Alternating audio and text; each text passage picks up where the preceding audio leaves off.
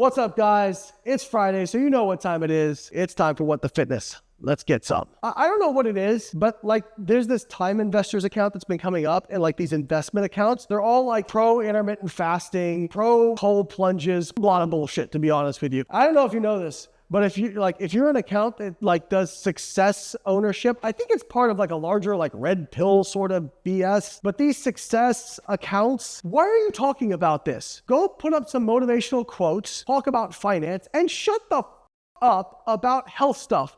Thank you very much. Let's see what time investors have to say. Coffee enemas. It's the most effective way, preventative measure to not get cancer. And if you have cancer, it's the most effective way to beat cancer. What a coffee enema is, brew this coffee, pour it into this 32-ounce stainless steel bucket, and then there's a tube. Put a little coconut oil on that, put that in your butt, flip the switch, you take all 32 ounces of the coffee up, hold it in there for 12 minutes minimum. It is stimulating bile production, and that's where all of your toxins are stored that leak out into your organs, that turn into cancer. It doesn't absorb in your system in the same way, but it stimulates bile production. It hyper detoxifies your body and get rid of all the accumulative toxins that can turn into not just cancer, but other diseases. Yeah.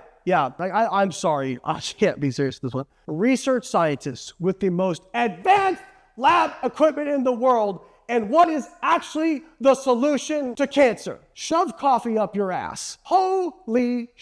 This is actually called Gersan therapy, and it's been around for a while. This just goes to show there are some people who will believe anything because he's just putting a bunch of verbal diarrhea together, probably caused by the coffee enema, that's, well, toxins and accumulation and bile production. First of all, your bile is stored in your gallbladder. Your liver produces it, it's stored in your gallbladder. Bile production, it's part of emulsifying fats during digestion. And if you're putting coffee up your ass, why do you think this stimulates bile production, you moron? You have the biliary tract that takes your bile you're stored in your gallbladder can empty into your small intestine. So your small intestine, by the way, is up here, okay? So since this guy's never had a basic class on digestion, allow me to assist. You eat food, it goes into your mouth, you masticate it up, it goes to your esophagus, down into your stomach, through the pyloric sphincter, into the duodenum of the small intestine,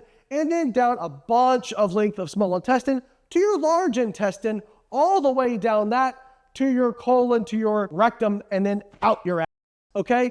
There are meters and meters and meters of intestine, and you think going in at this end, the bottom end, and shoving some 32 ounces of coffee up there is going to get all the way back up to the gallbladder. You are a idiot. And what's unfortunate is you're an idiot, and usually idiots would just only harm themselves previously, but now we have the thing called the internet. If you put together a nice looking podcast studio and you put some like nice Hans Zimmer music over it, and you have the right lighting, and somebody talks like they know what they're talking about, now you get to spew bullshit to a lot of people, some of whom will unfortunately believe it.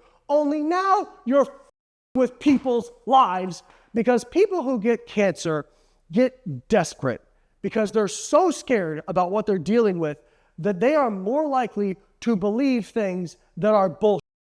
And the research data shows that people who get these sorts of treatments tend to forego standard of care and they die earlier. So people like this idiot and this account are actually getting people killed. People like loved ones I have had who've had cancer, thankfully, they got standard of care. In fact, one of my immediate family members has had multiple myeloma for almost 10 years. The average life expectancy used to be a couple years. I think when she got it, it was 5 years. She's been around 10 years. Thanks, Big Pharma and standard of care, Western medicine, for saving my mom. And thankfully, my mom has a brain and is a skeptic and didn't listen to all these people saying, just do juice. Just do this. Just shove a coffee enema up your ass. You know what you can take and shove up your ass? You can take your bullshit and shove it right up your ass. That's where it belongs.